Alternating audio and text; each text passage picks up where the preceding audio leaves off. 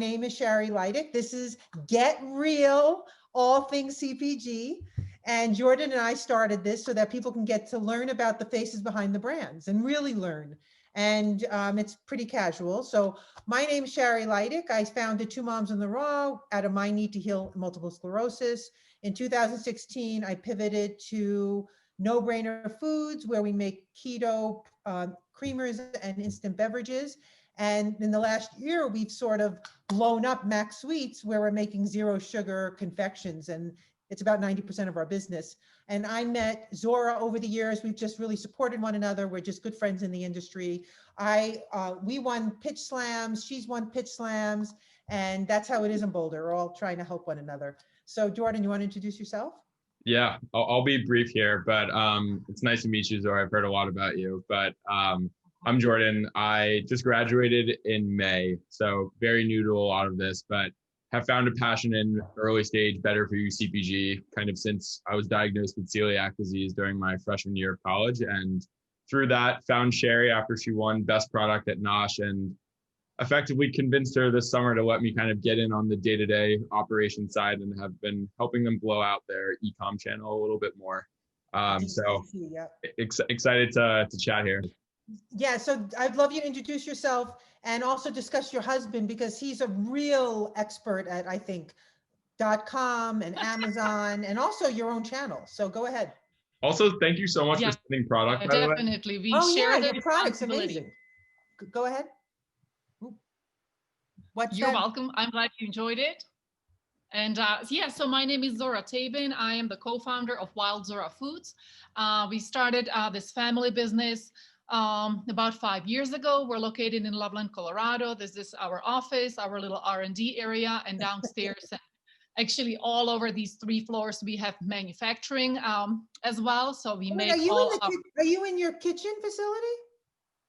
Yes, I'm here. I'm in Loveland every day. Oh, I didn't know come that. here every day. It looks like a home. It used to be an apartment here. So we turned it into an office, and there's a loft as well. And so we use it as a, the kitchen for R&D purposes and office for the office. And the production is happening all around us, down over 3 levels. This is not the most ideal building, but that's where we started back in 2015. And we're now in process of looking. But we basically make healthy, portable snacks and meals. And we started with paleo meat and veggie bars, and that was before paleo was even a trend. And today we have a line of backpacking meals. We also have instant soups. We also have organic fruits, dehydrated fruits, and the latest are the grain-free instant cereals.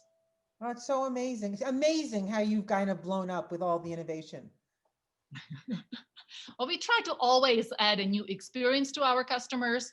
And these days, basically over the last 2 years, we have really started to go online, to be direct to consumers. So it always helps to offer them something new, and obviously we listen to them. And so in January, we have 3 new flavors of our instant soups coming out, and they are all vegan.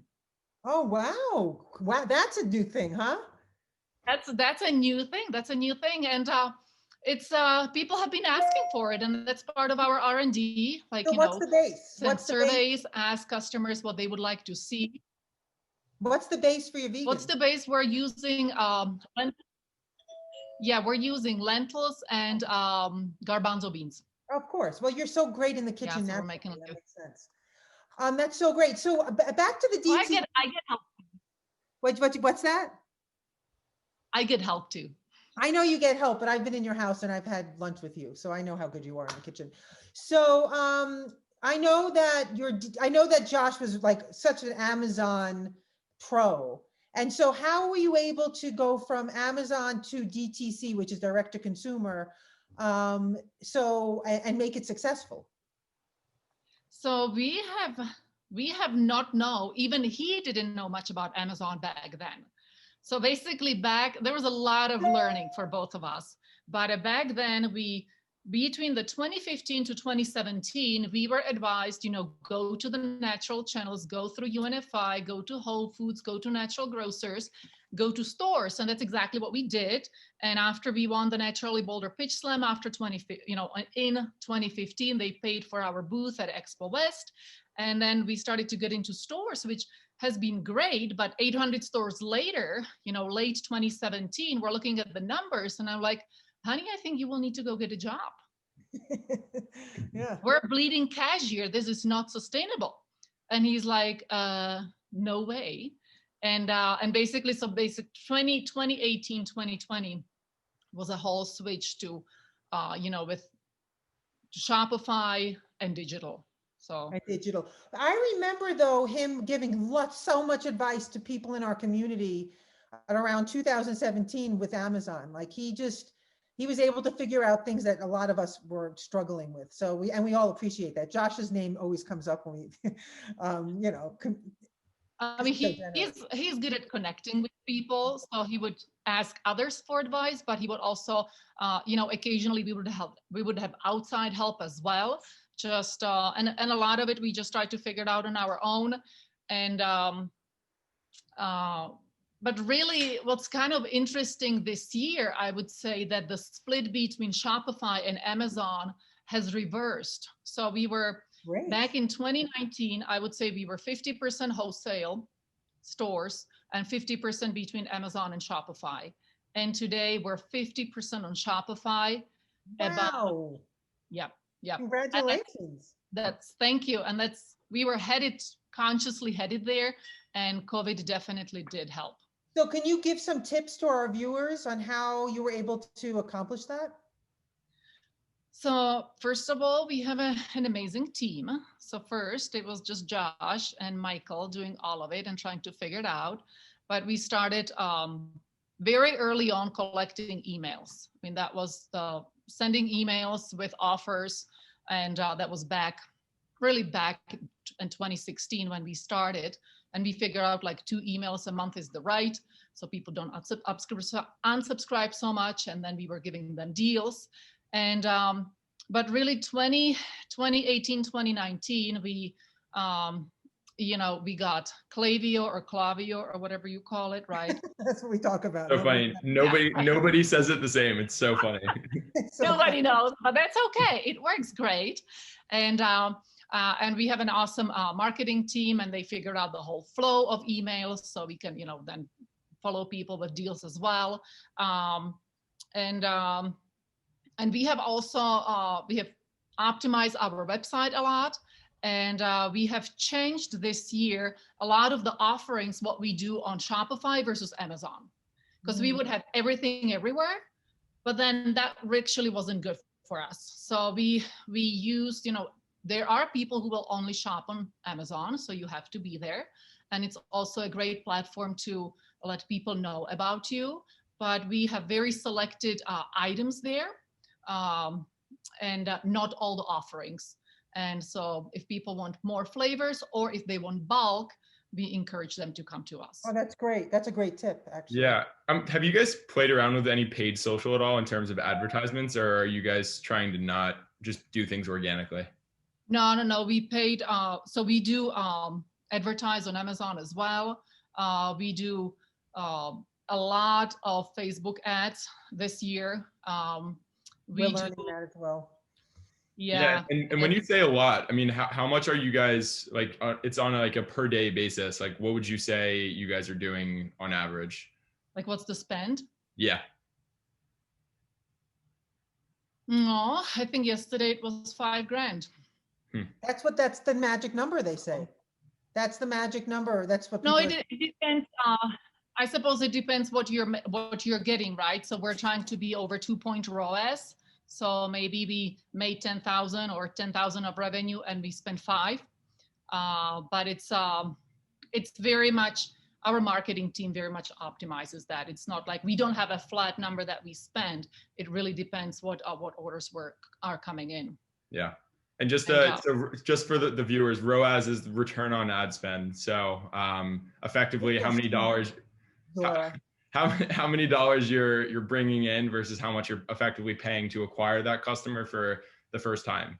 So that's been something I've been learning with Sherry. It's honestly really fun. Like right now, I'm at a 2.94 blended ROAS over the last couple weeks or so. So he's brilliant. You can't have him, and neither can anybody else. I need to now convince Sherry and Greg to let me increase the ad spend with these numbers. So we met with Gemma yesterday, Jordan, and she came over, and she's saying that, well, actually, and I'm curious what you think, Zora. We talked about Instagram, because right now we're at Facebook, but she has all these ideas for Instagram, and she's saying to put $50 towards all these dark ads on Instagram. So basically post twice a week, creatively, then have 2 posts that are dark, that are your ads that show through people's feeds and that we target through them. And then we have some other ideas for Instagram as far as, what else to post. But she said that's the magic algorithm, to start seeing results. So that's something also to share with your team. We had somebody. Yeah, I will let them know. I know we're on Instagram as well, and but we don't spend a whole lot of money there. I mean, it's most of our budget goes to Zuckerberg. Yeah. So Zuckerberg, yeah. So interesting. You said that last couple of weeks ago. I don't remember. Jordan and I have been speaking with so many companies. What they're finding is that your bank is not. But your buck, you don't always go get the bank for your buck, is what I want to say right now on Facebook. And I'm seeing that you're not seeing that because of elections and all the different restrictions that have been happening. So people are actually changing their spend recently, especially now, because there's just a weird time, and then they might change. I guess the optimum time is between December 20th and January 20th. You want to sort of up the game a little, but then you kind of want to bring it back a little because there are so many restrictions on Facebook right now.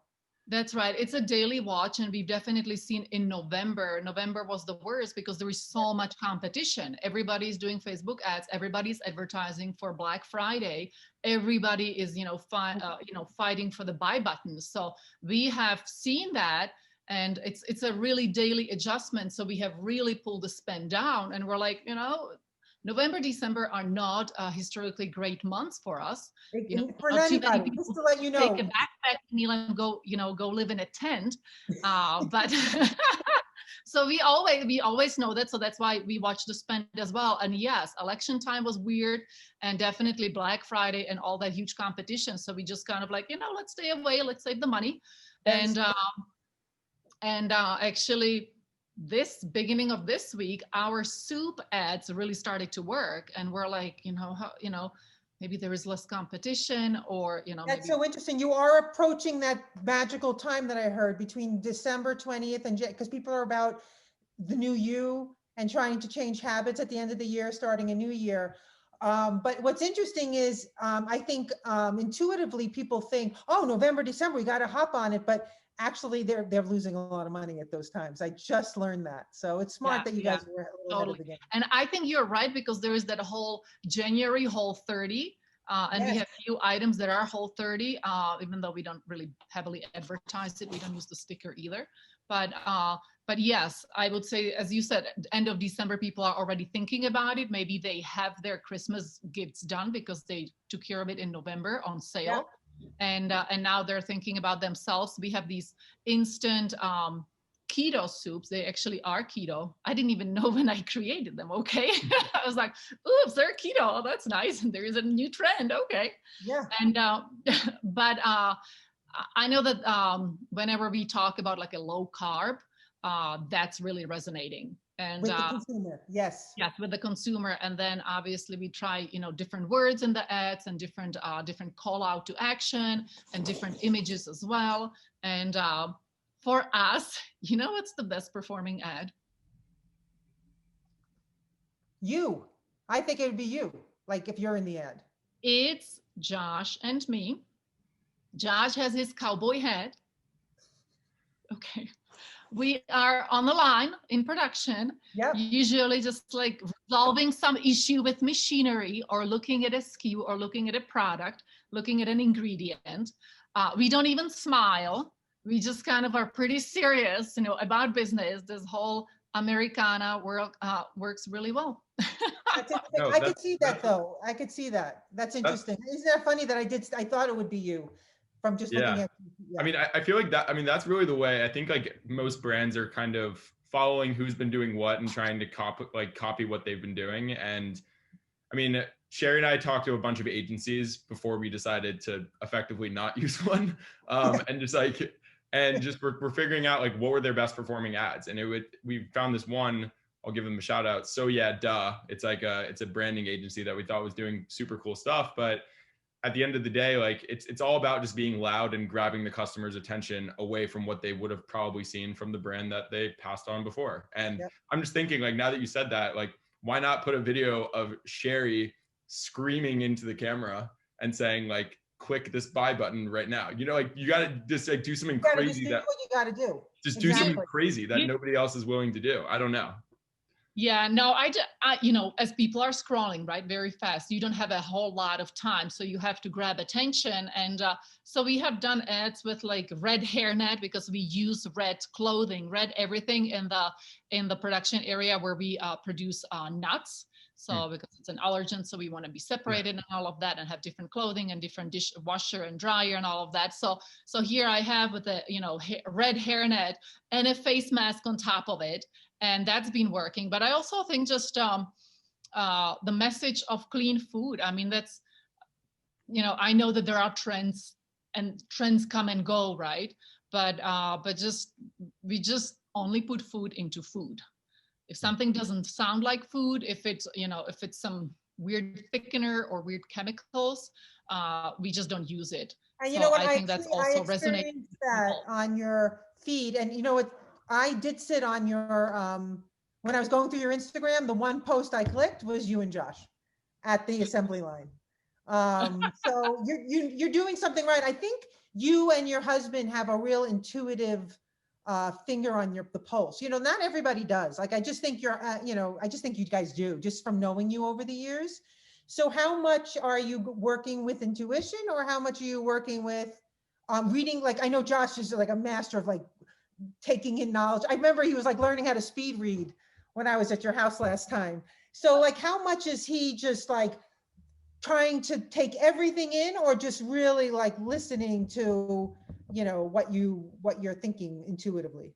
You know, I would say about him, he's pretty well balanced. He's very analytical and very logical. And when he decides to learn about a topic, first he goes and buys books, and we get a stack of books like that. You know, his latest hobby has been backgammon, and he reads all the manuals, and I don't. So he has to be helping me because I don't like to lose. But then he teaches me through the game. So he's very analytical, learns about it too, but he does trust his gut as well. You know, he's like, no, I have a feeling about it.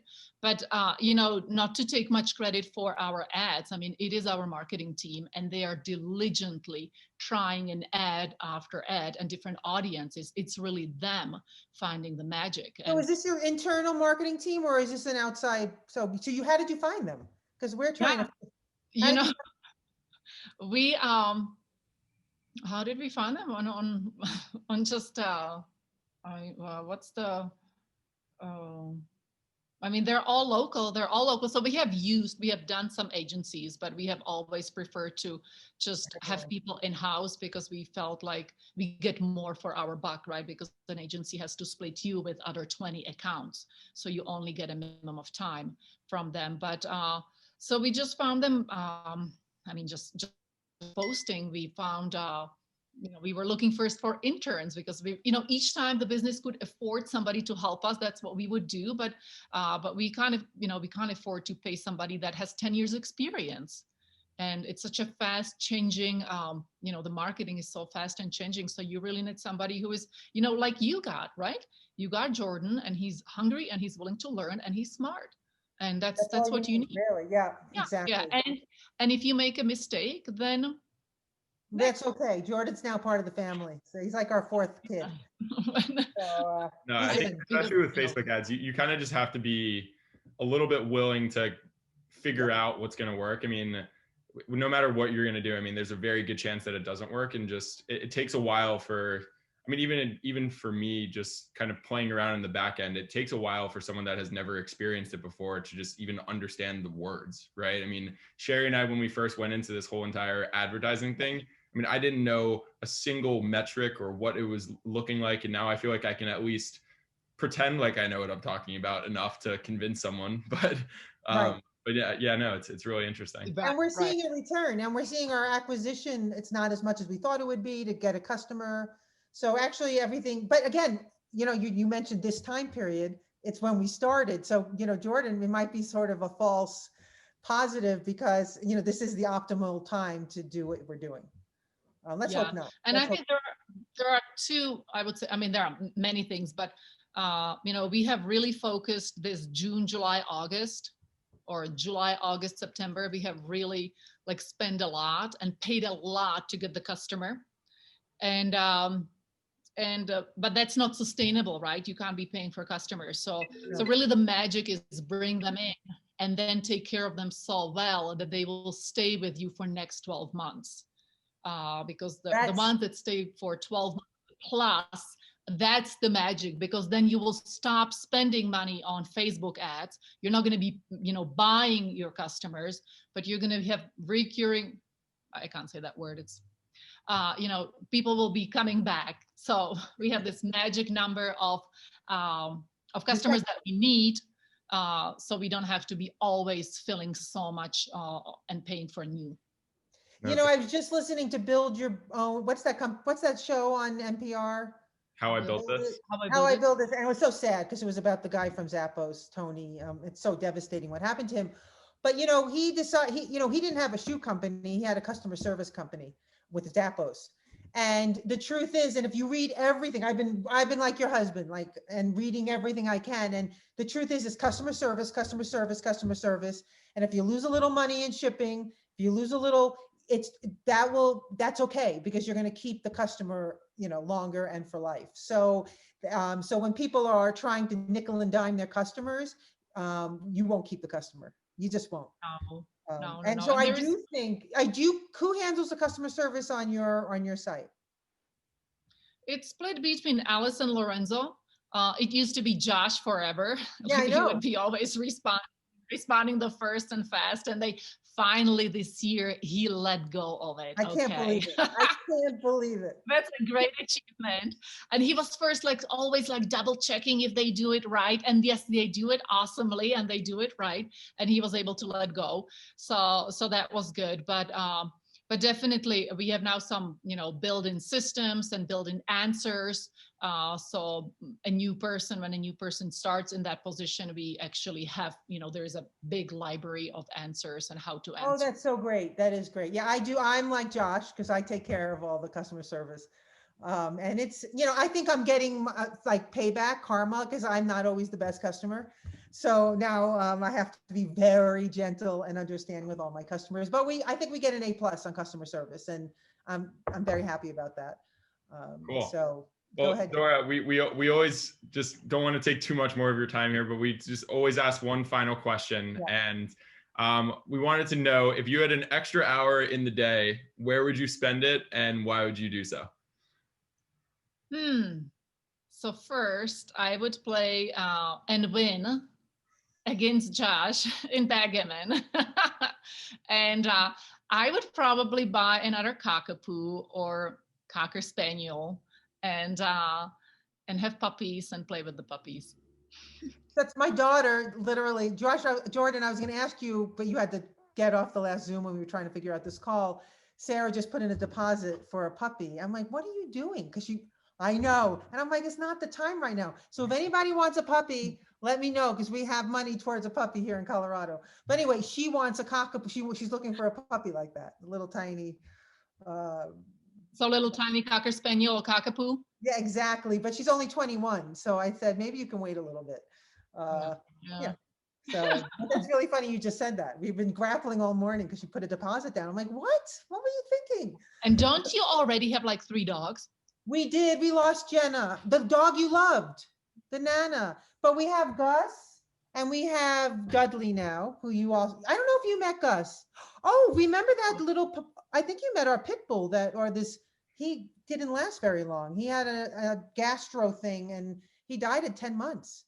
But then the Humane Society gave us a pup. I know it was devastating. Like it was, and then a year later we lost Jenna at old age. She was 13. But we got Gus before Jenna. So the Humane Society actually gave us a free puppy because we spent so much money on Bart. And so we love Gus. Gus is like a small little pony. He's about 75 pounds. We thought he was going to be little. He's not little. But anyway, yeah. So I really don't want a third dog. Yeah, but I think we all need many more puppies. we all need dogs. That is for sure. Well, Zora, before we go, I want to Zoom you and Josh one night, and I want to figure out how we can play backgammon, because Greg and I keep playing and playing. We need other people to play with, and I think I could beat Josh because I am the reigning. Okay. It's a challenge. Let's do that. We will take you up for a challenge, definitely. I wonder how we could do it through Zoom. We got to figure out a way. So anyway, it's been wonderful speaking to you. You want to say something? No, I was just gonna say you could totally do it online. Like you could play it online against each other and Zoom while you're doing it, and then what? The other person moves the piece as you. Oh, okay. Well, we have to make that happen because I want to beat Josh because I think I can. Awesome. Thank you so much. Okay, let's do that. Hey, thank you so much, guys. Nice talking to you both. Pleasure. Thank you for the treats and continued success. Take care.